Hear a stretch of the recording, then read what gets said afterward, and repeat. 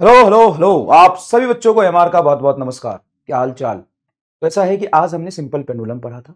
Simple pendulum बहुत basic सा topic है। एक सिंपल पेंडुलम कैसे ऑसिलेट करता है एंगुलर फॉर्म में, एंगुलर एक्सीलरेशन होता है, उसका टाइम पीरियड किन बातों पर डिपेंड करता है, लिफ्ट में क्या होता है, upward accelerating, downward accelerating, horizontal lift में क्या होता है, सर्कुलेटिंग कार्ट में क्या होगा, सर्कुलेटिंग लिफ्ट अगर है ऐसे ऐसे घूम रहा है, फिर लिफ्ट मतलब कार्ट, उसमें उसका टाइम पीरियड क्या होगा, मून पर चले जाएंगे तो क्या होगा, जी के बदलने से टाइम पीरियड कैसे बदलता है, इलेक्ट्रिक फील्ड में कैसे बदलेगा, किसी लिक्विड में कैसे बदलेगा, ये सारा केस हमने देखा था। उस पर बेस्ड हम आपको क्वेश्चन प्रैक्टिस करने के लिए दिए। आपको वो खुद करना है सारे क्वेश्चन सॉल्व। आपको लैंग्वेज पढ़ के जल्दी से डिकोड करना पड़ेगा कि अच्छा सिंपल पेंडुलम का सवाल है, ये सिचुएशन दिया है, ऐसे कंपेयर करना है। उसमें से 4-5 क्वेश्चन सिर्फ आपको लिखने हैं और सारे क्वेश्चन करने हैं।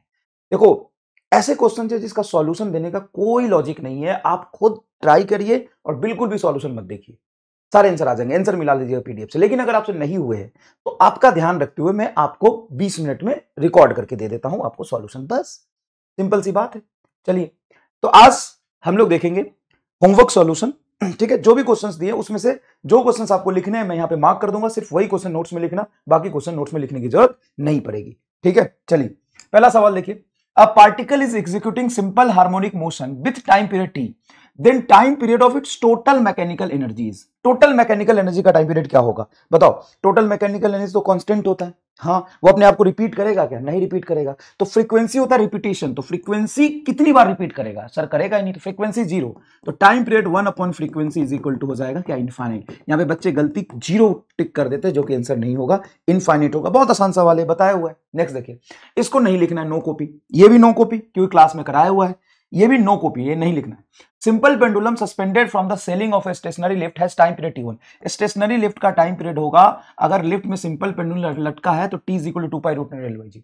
When the lift descends at a steady speed, ऊपर जा रहा है स्टेडी स्पीड से, डिसेंड ऊपर जा रहा है तो स्टेडी स्पीड से जा रहा है, तो टाइम पीरियड t1 है, तो स्पीड से तो कोई स्यूडो फोर्स नहीं लगेगा, टाइम पीरियड फिर भी सेम रहेगा। And when descends with a constant downward acceleration, नीचे जा रहा है तो हो जाएगा 2 पाई रूट अंडर एल बटा जी माइनस ए। नीचे जा रहा है नीचे की तरफ तो उसमें आएगा जी माइनस ए। अब देखो नीचे कम हो गया क्योंकि सूडो फोर्स ऊपर, एक्सीलरेशन नीचे, तो इफेक्टिव एक्सीलरेशन में आएगा जी माइनस ए। तो ये टर्म कम हुआ तो टाइम पीरियड क्या होगा, बढ़ेगा। ये दोनों सेम, तो T not T one same और टी टू ज्यादा। ये आंसर आ गया, कितना आसान है। नेक्स्ट देखिए, simple pendulum is suspended from the roof of a trolley. देखो ट्रॉली के अंदर लटका हुआ है simple pendulum, which moves in a horizontal direction with acceleration a. Horizontal direction a से चल रहा है। तो सबसे पहले मैंने बोला था मीन ढूंढो, तो क्या इसका मीन यहां होगा, हाँ मीन यहां होगा। पीछे लगेगा एम ए, नीचे लगेगा एम जी, तो टाइम पीरियड इसका आएगा 2 पाई रूट अंडर एल बटा रूट अंडर जी स्क्वायर प्लस ए स्क्वायर। इस जी इफेक्टिव निकाल लो, ऐसे ऐसे ऑसिलेट करेगा। हाँ, ये दिखा है T is equal to 2 pi root under L by A dash. A dash की वैल्यू क्या होगी, ये रूट अंडर, यहां पे ए लिखते हैं, 2 pi root under L by G effective लिखते हैं, जो कि जी ए डैश के फॉर्म में लिखा है, ये पूरा टर्म। तो ये हो जाएगा आंसर। थोड़ा सा लैंग्वेज ही तो घुमाया है, तो क्लास में तो सारी चीजें हमने की हुई है। हाँ सर आसान है। नेक्स्ट देखिए, if the length of a simple pendulum is increases by 2%। अब देखो, time period of simple pendulum या स्प्रिंग मास सिस्टम का फॉर्मूला क्या होता है सर। स्प्रिंग मास सिस्टम है तो 2 pi root under M by K, और simple pendulum the T is equal to 2 pi root under L by G. अब इस पे परसेंटेज चेंज के सवाल नहीं बन सकते क्या, बन सकते। ये बेसिक मैथ का पार्ट है, ये एसएचएम का पार्ट नहीं है, ये बेसिक मैथ का पार्ट। और ये पूरा आपको पढ़ाया हुआ है कि जब ये स्मॉल चेंज हो तो आप एरर एनालिसिस का मेथड यूज करें। कितना परसेंट चेंज है, 2% चेंज। आप लिखेंगे delta T by T, constant को मारो गोली, is equal to half of delta L by L plus half of delta G by G. Basic math में यूनिट एंड डायमेंशन में सारे सवाल आपने किए हुए हैं, जो यही के सवाल है। If length of the simple pendulum increases by 2%, small change के लिए एरर एनालिसिस लगा सकते हैं। सर जी में तो चेंज की बात ही नहीं करी है, तो जीरो कर दो इसको। सर परसेंटेज इंक्रीज हुआ है लेंथ 2%, तो ये 2% इंक्रीज हुआ है, तो दोनों तरफ 100 से मल्टीप्लाई करो। 100 delta T by T is equal to half of delta L by L गुना 100, ये 2% बढ़ा है, तो इसको लिखेंगे आप हाफ और 2% कट किया, कितना आ जाएगा 1% answer. 1% is equal increases by 1% is your answer. देखो कितना इजी है। नेक्स्ट, टाइम पीरियड ऑफ, इसको कॉपी करना है तुमको, एक सवाल बोला ये कॉपी करना नोट्स में। Time period of simple pendulum is T and length of pendulum is L, then find new time period if, ये इनिशियल टाइम पीरियड दे दिया, ठीक है। If length becomes 4 times and acceleration due to gravity half. एकदम आसान सवाल है, एकदम इजी सवाल है। जब कुछ नहीं था, सिंपल केस में ऐसे ऑसिलेट कर रहा है एक पेंडुलम, अब उसने बोला पहला केस का T dash is equal to 2 pi root under length becomes 4 times and acceleration due to gravity half. मतलब इसका जो टाइम पीरियड आएगा 4 टाइम्स लेंथ कर दिया है और एक्सीलरेशन ड्यू टू ग्रेविटी को आधा कर दिया g/2। ऐसे सवाल बन सकते हैं। तो g/2 ऊपर जाएगा तो √8, ये हो जाएगा 2 पाई रूट अंडर 8l/g। अब इन सब को छोड़ो, 2 पाई रूट अंडर 8l/g, √8 क्या होगा 2√2 का फैक्टर, मतलब टाइम पीरियड 2√2 टाइम्स बढ़ जाएगा। दूसरा देखो, length becomes half and gravity becomes double. दूसरे में देखिए लेंथ बिकम हाफ, तो T dash is equal to होगा इसमें 2 पाई, लेंथ बिकम्स हाफ मतलब आधा लेंथ, √l/g होता है, और acceleration due to gravity double मतलब 2g होगा। तो यह आ जाएगा T dash is equal to t/2। 2 2 4, root के अंदर 4 बाहर आएगा तो 2। If length increases by 200% then percentage change in time period. अब देखो तीसरा सवाल, लेंथ इंक्रीजेस बाय 200%। अब अगर यहां पे आप सवाल में ये लगाते हो delta t/t is equal to half of delta l/l, तो गलत हो जाएगा, क्योंकि इसमें क्या कह रहा है, length increases to 200% then percentage change in time, बड़ा चेंज है, परसेंटेज चेंज बड़ा है। तो सर कैसे करते हैं, सबसे पहले लैंग्वेज पे ध्यान देते हैं। ये है 2 और एक होता है बाई 200% में फाइनली 300% होगा, लेकिन इंक्रीजेस टू 300% में सब फाइनली वो 200% ही हो रहा है। इंक्रीजेस टू 200%, सॉरी 300 नहीं 200%, इंक्रीजेस टू 200% में फाइनली वो 200% ही हो रहा है। Then percentage change in time, तो देखो यहां पे लेंथ तुम्हारा जो हो रहा है फाइनल, वो 200% ऑफ इनिशियल लेंथ हो रहा है, मतलब 2l हो जाएगा। परसेंटेज हटाओगे तो 200 परसेंटेज हटाओगे तो 100 से डिवाइड करोगे, सिंपल 2l आ जाएगा। ठीक है, percentage change in time period, तो t इज इक्वल टू आप लिखेंगे 2 पाई रूट अंडर l/g, ये स्टार्टिंग का हो गया। फाइनली टाइम पीरियड लिखेंगे 2 पाई, अब लेंथ कितना हो गया डबल, तो 2l/g, ये तुम्हारा फाइनल टाइम पीरियड हो गया। तो सर √2 को टाइम्स बढ़ा है, हाँ, तो परसेंटेज चेंज कितना होगा, तो डायरेक्ट भी देख सकते हो कि अगर √2 को अलग लिख लूं मैं, तो मैं लिख सकता हूं T dash is equal to 2 pi root under l/g को मैं t लिख देता हूं, ये √2 टाइम्स आ जाएगा। √2 को लिख सकते हैं 1.41 इंटू टी, इसको लिख सकते हैं 1 प्लस 0.41 इंटू टी। बताओ कितना परसेंट बढ़ेगा, तो 0.41 टाइम्स बढ़ रहा है, मतलब आप इसको कह सकते हो 41% बढ़ेगा। एक तो ये तरीका है, नहीं आता समझ छोड़ दो। परसेंटेज चेंज कैसे लिखते हैं, परसेंटेज चेंज लिखते हैं फाइनल माइनस इनिशियल बटा इनिशियल गुना 100। बताओ टी डैश कितना आ रहा है, सर √2t आया है, √2t माइनस टी बटा टी। अरे भाई इनिशियल के टर्म्स में ये l/g रूट अंडर 2 पाई को t लिख दोगे तो टी डैश √2t आया है गुना 100।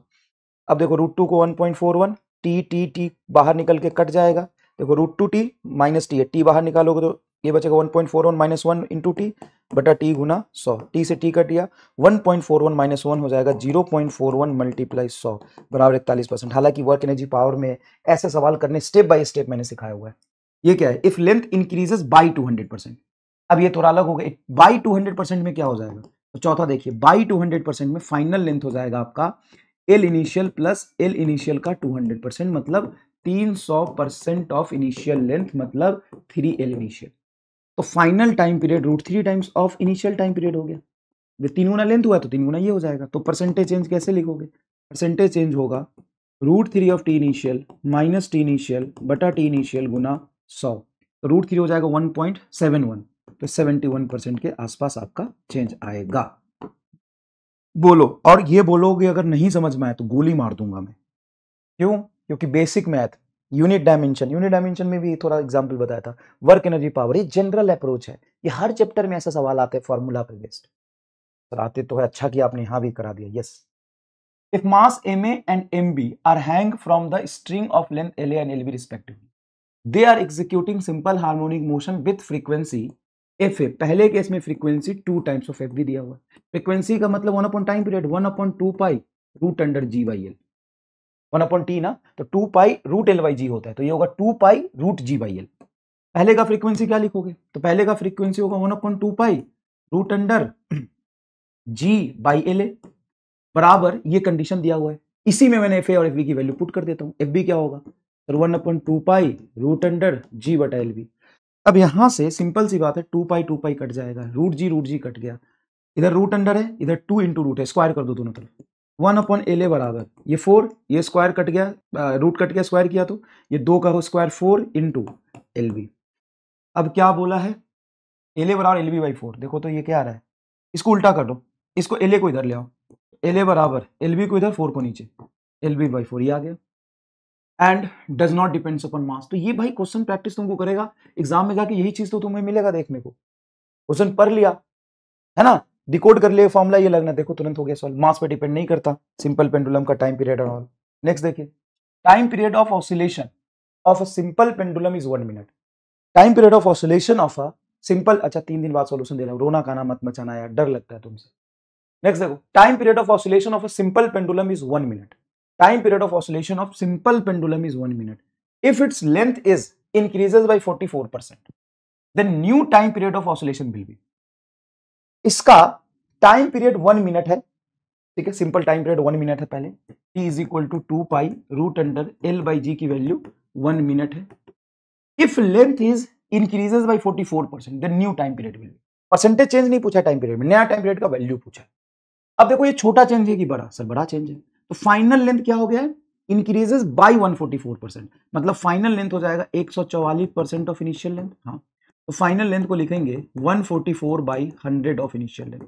फाइनल टाइम पीरियड होगा चेंज के बाद t dash 2 pi root under L final मतलब 144 L इनिशियल बटा 100 ऑफ ये इंटू जी, ये लिखोगे। अब 2 पाई रूट अंडर L/G को साइड में रख दो, 144 रूट से बाहर जाएगा 12 बटा 10 ये बना। क्या आप इसको बोल सकते हो t? सर 144 बटा 100 बाहर निकल गया तो 12 बटा 10 ये हो जाएगा पूरा टी, तो टी डैश बराबर टी इंटू 12 बटा 10, ये टी की वैल्यू रख दो, कितना है 1 मिनट मतलब 60 मिनट 60 सेकेंड, 12 बटा 10 ये कट गया, 12 छक 72, 72 सेकेंड आंसर आ जाएगा। 72 सेकेंड, सेकेंड में दिया आंसर आ गया, खत्म।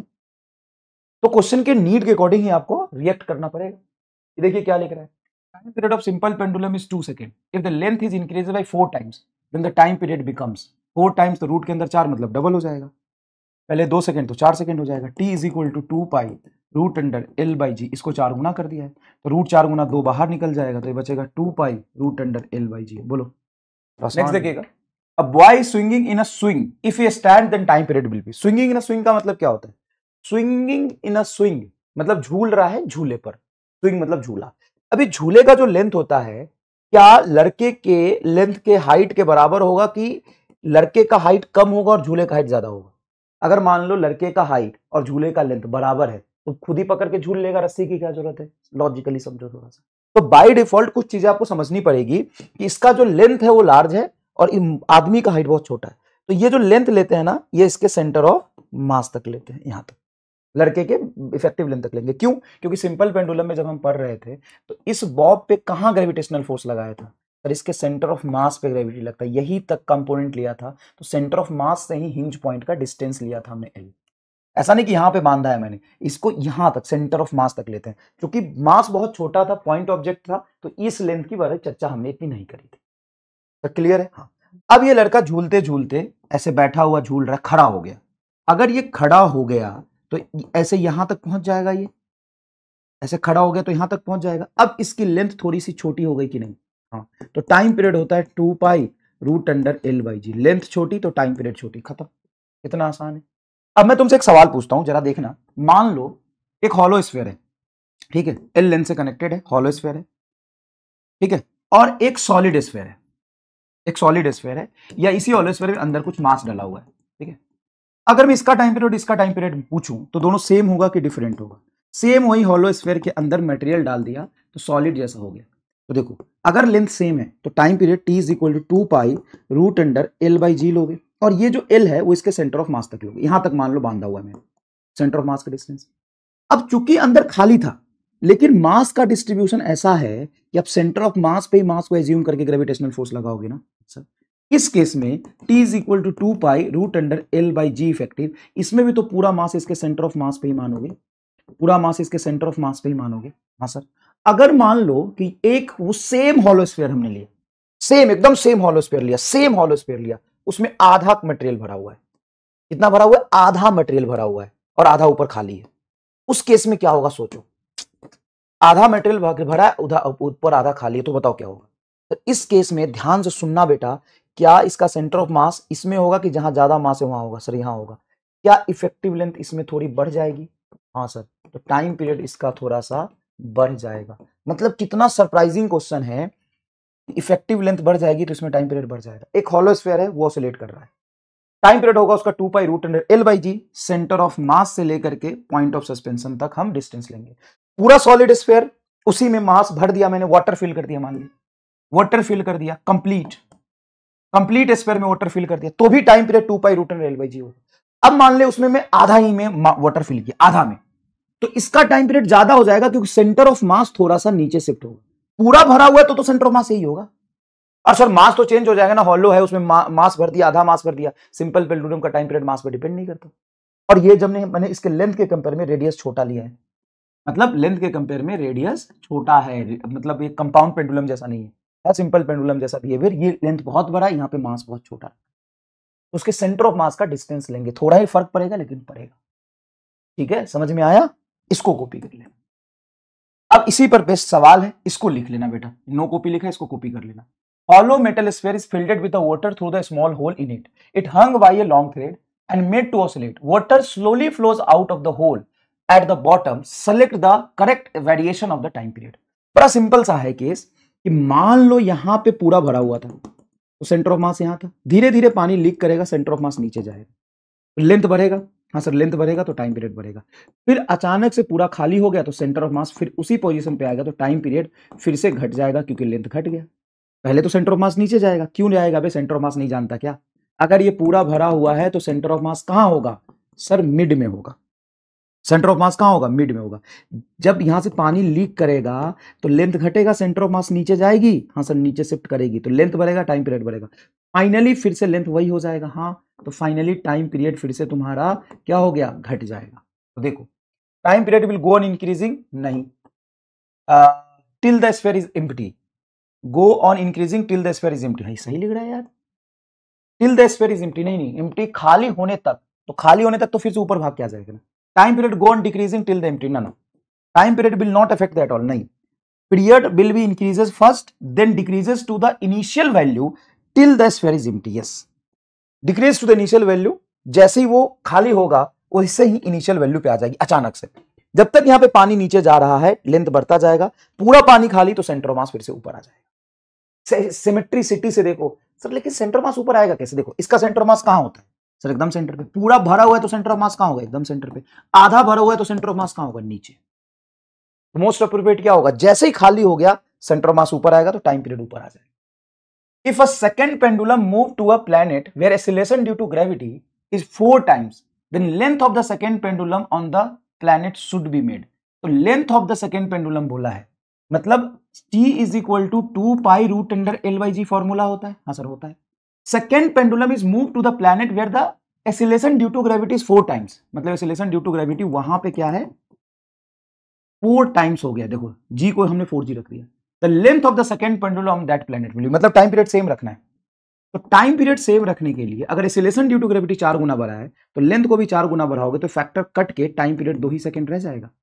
मतलब सेकंड पेंडुलम का टाइम पीरियड उसको उतना ही रखना। कैसे पता चला? तो लेंथ कितना होना चाहिए सेकंड पेंडुलम का? सेकंड पेंडुलम की पहली नेसेसरी कंडीशन है कि टाइम पीरियड उसका 2 सेकंड हो, पहली नेसेसरी कंडीशन है। सर आपने बोला था लेंथ 1 मीटर, हाँ, अर्थ पे टाइम पीरियड 2 सेकंड रखने के लिए उसका जो लेंथ आता है 1 मीटर सेटिस्फाई करता है।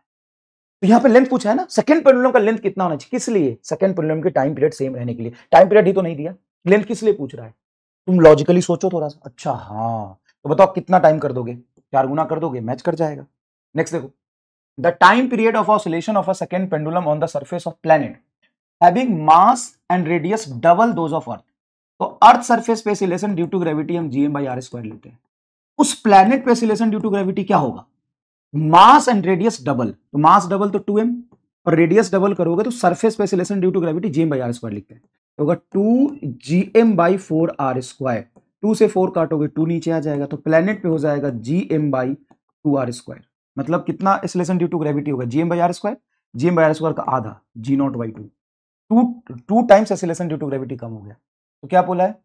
उसका टाइम पीरियड बोला है, the time period of the oscillation of the second pendulum on the surface of planet having mass इतना, तो उसका टाइम पीरियड क्या हो जाएगा? उसमें बोला टाइम पीरियड कितना चेंज होगा, लेंथ वेंथ के बारे में कोई चेंज नहीं किया। तो आप बोलोगे कि वही हम लेके जाएंगे तो टाइम पीरियड कितना हो जाएगा? तो पहले टाइम पीरियड था 2 pi root under L by g, length को कुछ नहीं बोला है, जी को तो क्या है g0/2, तो ये हो जाएगा तेरा g0/2, g0/2। तो 2 पाई रूट एल बाई जी को हम पहले का t बोल देंगे तो √2t बढ़ रहा है, final time period √2 times of T बढ़ रहा है। अच्छा, तो वहां पे टाइम पीरियड बोला, तो इनिशियल टाइम पीरियड कितना था, 2 सेकेंड, √2 इंटू 2 आंसर। ना तो यहाँ पे लेंथ चेंज किया है, ना ही यहाँ पे तुम्हारा वो कुछ चेंज किया, सीधा ले गया है उठा के दूसरे प्लेनेट पे। दूसरे प्लेनेट पे उसी सेकंड पेंडुलम का टाइम पीरियड क्या होगा, तो अर्थ पे तो 2 सेकंड था, वहां पे जब हम ले गए उसका टाइम पीरियड कितना होगा, जी चेंज हो जाने से। तो जी चेंज होने से ये हो गया, सेकंड पेंडुलम था तो इनिशियल टाइम पीरियड हमें पता चल गया कि 2 सेकंड था, रख दिया, आंसर आ गया 2√2। क्लियर है क्या बेटा, क्लियर है क्या? चलिए नेक्स्ट देखिए। Time period of a simple pendulum is T, now two identical point charge q given to the bob and point of suspension, then time period of simple pendulum will be। देखो ये simple pendulum है, बढ़िया से oscillate कर रहा है, time period होगा 2 pi root under L/G। अब यहां पे हमने क्या किया कि एक Q चार्ज इसको भी दे दिया, Q चार्ज इसको भी दे दिया, तो अब होगा क्या कि इनके लाइन ज्वाइनिंग के अलोंग ही तो ये फोर्स लगेगा, मतलब ये टेंशन जिस डायरेक्शन में पहले लग रहा था उसी डायरेक्शन में एक्स्ट्रा इलेक्ट्रोस्टैटिक फोर्स आ गया, रिपल्सिव होगा इलेक्ट्रोस्टैटिक फोर्स इधर लगेगा। अब जब ये ऑसिलेट करेगा तो क्या इलेक्ट्रोस्टैटिक का कंपोनेंट क्या इसको रीस्टोरिंग फोर्स में आएगा, नहीं, इसलिए टाइम पीरियड तुम्हारा क्या रह जाएगा, सेम रह जाएगा जो आज ही क्लास में कराया, वही सवाल है, अलग नहीं है। नेक्स्ट देखिए, simple pendulum with metallic Bob has period t, metallic bob, time period t, the bob is now immersed in a non viscous liquid and oscillate if the density of the liquid is rho is 1/4 of the metal, मतलब sigma by 4, then time period of the simple pendulum is, तो time period of simple pendulum होता है 2 pi root under L बटा G1 minus rho by sigma. Row liquid की density ऊपर और mg निकाला था तो नीचे m आया था, तो मास मतलब बॉब की मास से बस को लिखे था, बॉब के मास को लिखा था डेंसिटी इनटू वॉल्यूम, ये पैटर्न बना था, तो सिंपल हो गया।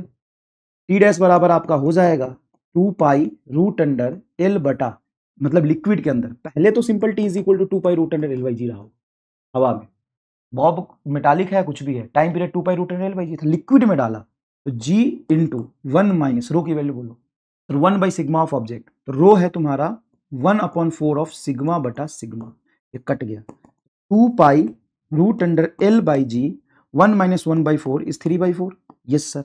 अब 2 पाई रूट अंडर L/G को टी बोल दो, तो T dash is equal to T और रूट अंडर 4 ऊपर 3 नीचे, रूट 4 को निकालोगे रूट से तो 2t बाई रूट 3 आंसर आ गया, 2t बाई रूट 3 आंसर आ गया। हाँ सर, बताओ मजेदार आया कि नहीं आया।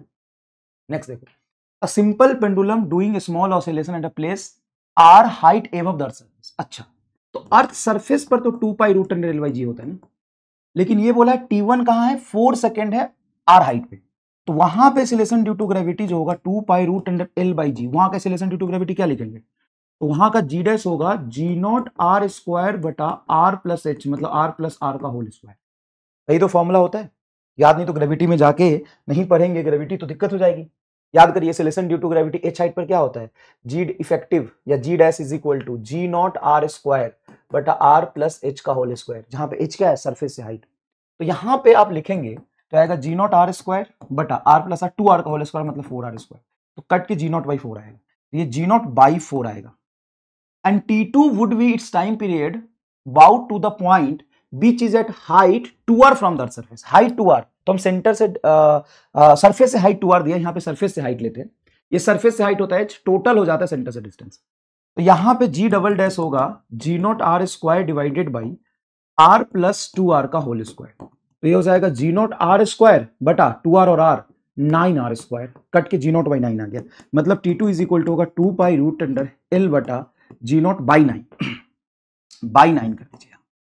अब ध्यान से देखेंगे तो इसको डिवाइड कर दो, तो 2 पाई से 2 पाई कट गया, L से L/G से L/G कट गया, तो T1 by T2 is equal to root under 1/4 है ये, नहीं 1 डिवाइडेड 1/4 है, तो ये ऊपर 4 और 1 डिवाइडेड बाई G0/9, यहाँ 9 आ जाएगा, ये 9, तो T1 by T2 is equal to आ गया 2/3, तो 3 इधर आ गया, 3T1 बराबर 2T2, 3T1 बराबर 2T2। भाई ये तो गलती नहीं करोगे ना, L बटा G0/4 है, तो 4 यहां ऊपर आ जाएगा, ये नीचे डिवीजन के नीचे नहीं है, G0 देखो L के नीचे G0 के नीचे 1/4 है, तो 4 यहां आएगा, L डिवाइडेड G0/9 मतलब 9 यहां आएगा, आसान है। Time period of a simple pendulum in stationary lift steam, stationary lift में 2 पाई रूट अंडर L/G है, if the acceleration is G/6 vertically upward है, तो ये हो जाएगा 2 pi root under L divided by, vertically upward जा रहा है ऊपर की तरफ वर्टिकली अपवर्ड जा रहा है, तो नीचे सूडो फोर्स लगेगा g प्लस ए की वैल्यू g/6 दिया है, तो T dash is equal to होगा 2 pi root under L divided by g plus g/6, 7 g/6, 6 ऊपर चला गया, तो बाकी सबको लिखोगे 2 pi root under L by जी को टी, तो ये बचेगा root under 6/7 of T, root under 6/7 of T, ये आंसर आ गया। If T not is the time period of simple pendulum at a place, if length of the pendulum is reduce to 116 मतलब final length is initial length बटा 16, it's initial value का 116 कर देना, modified time period. देखो सारे NEET जो JEE mains के सवाल है 19 के 20 के 22 के 25 के सब देखो कितना आसान है। तो t इज इक्वल टू होता है तुम्हारा 2 pi root under L by G, यही होता है। तो time period of simple pendulum at a place, T not is the time period of simple pendulum at a place, तो ये टी नॉट हो गया। अब नया टाइम पीरियड टी डैश हो जाएगा तुम्हारा 2 pi root under final L not by 16, L not by 16 of G, हाँ सर, इस 2 pi root under L not by जी को टी नॉट बोल देंगे, हाँ सर टी नॉट बोल दो, तो 2 पाई बटा रूट अंडर 16 ये हो गया तुम्हारा टी नॉट, रूट 16 को 4 लिखेंगे, 4 रूट 16 बाहर निकल के 4 हो जाएगा, तो 2 4 से कटेगा 2, तो 2 by pi into T not, अरे पाई क्यों 2 pi root under L by G, initial length अगर एल नॉट था 2 pi root under L by जी को तो हम लिखेंगे टी नॉट बटा रूट 16, तो टी बाई 4 बचा ना यार, टी बाई 4 ये बचा, सॉरी मैं क्या कर रहा था, सीधा सीधा लेंथ 1/16 हो गया, तो 2 pi root under L by g, length 1/16 होगा, तो 1/16 2 पाई एल बाई जी को हम इनिशियल टाइम पीरियड बोलेंगे, तो रूट 16 बाहर जाएगा 4 बन जाएगा, ये आंसर आ गया। कितना आसान सवाल पूछा है। If the time period of the 2 metre long simple pendulum is 2 second, अच्छा 2 मीटर लॉन्ग, लेंथ 2 मीटर और टाइम पीरियड उसका 2 सेकंड है, ठीक है यही दिया हुआ है। हाँ, the acceleration due to gravity at that place will be, क्या सवाल पूछा है देख लो, ऐसे सवाल तो जेईई मेन में पूछते हैं। T is equal to 2 pi root under L by g formula है, बोला है कि लेंथ 2 मीटर है 2 रख दो, टाइम पीरियड 2 सेकंड है 2 रख दो, 2 बराबर 2 पाई रूट अंडर 2 बाई जी, इस जी की वैल्यू पूछी, 2 से 2 कटेगा, हाँ सर दोनों तरफ स्क्वायर कर लो, तो यहाँ तो 1 है, 2 से 2 कटा 1, तो 1 का होल स्क्वायर बराबर पाई का होल स्क्वायर 2 बटा जी, क्योंकि स्क्वायर करेंगे रूट कैंसिल होगा, जी को इधर ले आओ, G is equal to 2 pi R square answer, 2 pi R square answer, देखो कितना आसान है। 19 number, simple pendulum oscillating in air has time period T, the bob of the pendulum is completely immersed in a non-viscous liquid of density 1/16 of the initial material, ठीक है, तो पहले time period हो जाएगा 2 pi root under L by G, बाद में उसको liquid में डाला तो टाइम पीरियड हो जाएगा T dash 2 pi root under L by g into 1 minus rho by sigma, liquid की डेंसिटी बटा ऑब्जेक्ट की डेंसिटी, तो ये हो जाएगा 2 पाई रूट अंडर एल बटा जी इंटू, या 2 pi root under L by जी को क्या लिख सकते हैं सर टी, देखो T dash 2 pi root under L by जी को टी लिखेंगे, तो बचेगा 1 डिवाइडेड बाई 1 माइनस रो की वैल्यू कितनी है सिग्मा बटा 16, देखो क्या लिख रहे हैं, द डेंसिटी ऑफ लिक्विड मतलब रो इज 1/16 ऑफ द मटेरियल, तो इसको लिखेंगे आप 1/16, टी डैश बराबर आएगा टी रूट अंडर ऊपर 1 बटा 16 एलसीएम लेंगे, तो 16 माइनस 1 ऊपर में चला गया 16, तो टी डैश बराबर आएगा 16 से निकलेगा रूट से बाहर, तो 4 बटा 16 माइनस 1 15 रूट 15, 4 बटा रूट 15, तो देखो 4t बटा रूट 14 नहीं 4t बटा रूट 15 इज आंसर, इतना आसान है। The mass and the diameter of the planet are 3 times respective value for the earth, mass and diameter of the planet, तो mass of the planet 3 times and 3 times and respective value for the earth, mass and diameter, diameter triple है मतलब radius भी triple है, अर्थ के radius से अर्थ के मास से diameter and उसका प्लेनेट का मास 3 गुना है। The period of oscillation of simple pendulum earth is 2 second, earth पे उसका टाइम पीरियड है 2 सेकंड, जो कि होगा 2 pi root under L by G simple pendulum का। The period of the oscillation of the same pendulum on the planet will, तो सबसे पहले लेंथ तो वही रहा, सेम पेंडुलम है तो लेंथ वही रहा, acceleration due to gravity change हो रहा है, तो अर्थ सरफेस पर acceleration due to gravity simple होता है जी नॉट, जो लिखते हैं G M by R square. किसी प्लेनेट पर कितना होगा, तो प्लेनेट पे उसका मास 3 गुना अर्थ के, तो 3m, रेडियस भी 3 गुना, तो 9r स्क्वायर, कट के नीचे आएगा 3, मतलब G not by 3, acceleration due to gravity 3 गुना कम हो रहा है, तो जी नॉट बाई 3 यहीं पे लिख दो। अच्छा चलो ये तो अर्थ सरफेस पे था, तो T dash is equal to होगा 2 पाई रूट अंडर एल बटा जी नॉट बाई 3, तो 3 ऊपर, 2 पाई रूट एल बाई जी को इनिशियल अर्थ का time period T into root 3, तो क्या ही आया यार। अच्छा यहाँ पे टाइम पीरियड तुमको 2 सेकंड दिया हुआ है, diameter of the planet are 3 times respectively, the time period of the simple pendulum on the earth is 2 second, ये 2 सेकंड है, 2 into root 3 is answer, 2 into root 3 second is answer। कहीं अगर कुछ गलत हो गया तो जरूर सुधार देना, बताओ इससे फायदा मिला कि नहीं। और मैंने कोई भी ऑफ टॉपिक क्वेश्चन नहीं लिए, हम एक एक करके लेवल बढ़ाएंगे और बहुत हायर लेवल पे ले जाएंगे, जे एडवांस तक आपको क्लियर करा देंगे, लेकिन एक सिस्टमैटिक तरीके से, ऐसा नहीं कि मैं कोई ऑफ द टॉपिक क्वेश्चन से आपको उठा के लाया हूं। सिंपल पेंडुलम पढ़ाया, सिंपल पेंडुलम पे पूरी पीएचडी कराई, इलेक्ट्रिक फील्ड में, विस्कस लिक्विड में, इलेक्ट्रिक फील्ड में जब टाइम पीरियड चेंज नहीं होगा तब की बात कर ली, और उसी सिंपल पेंडुलम को दूसरे प्लेनेट पे ले गया। अब सिंपल पेंडुलम की और वैरायटी देखेंगे, जब लॉन्ग सिंपल पेंडुलम होता है, जब बहुत लंबा हो जाता है, और हम कंपाउंड पेंडुलम देखेंगे। ठीक है, चलिए धन्यवाद। कितने सवाल किए जरूर कमेंट बॉक्स में बताइएगा। Thank you so much.